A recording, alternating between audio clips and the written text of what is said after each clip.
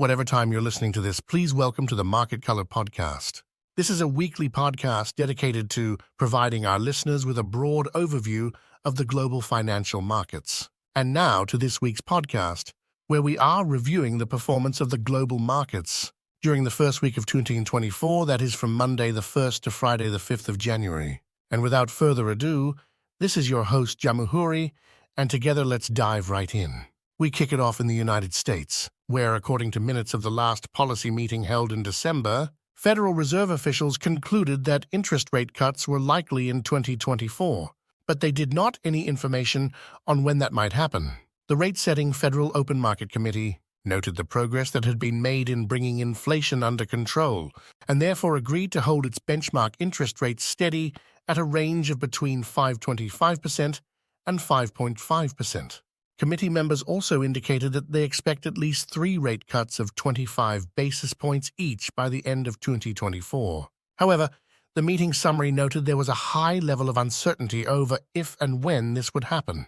Staying in the U.S., the Labor Department released its monthly employment report on Friday, which showed that the labor market remained resilient throughout 2023. The December's jobs report showed that employers added 216,000 new positions for the month, which was a sizable increase from November's downwardly revised number of 173,000. However, despite the increase, the unemployment rate remained unchanged at 3.7%. In summary, the report showed that the U.S. economy created a total of 2.7 million jobs in 2023, which was an impressive performance by any standards, but was a significant decline from the previous year when the economy generated 4.8 million jobs in 2022. In related news, the U.S. jobs market remained vibrant towards the end of 2023, as hiring in the private sector rose at a much faster pace in the month of December.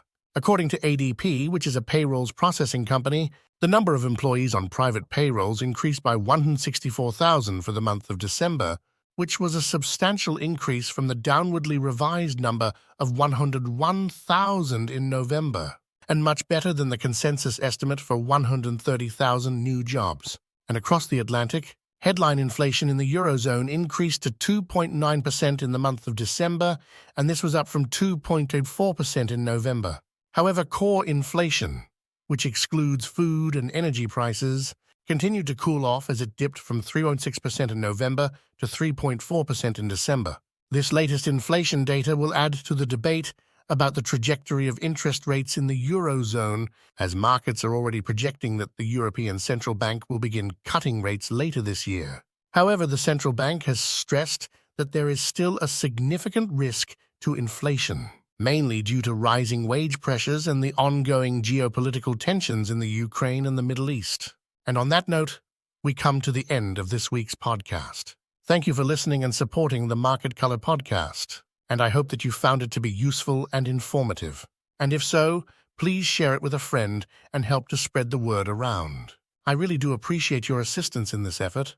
And for your information, the Market Color Podcast is now available on all the major hosting directories, that is, Apple Podcasts, Spotify, Google Podcasts, as well as Amazon Music. Once again, thank you for your continued support.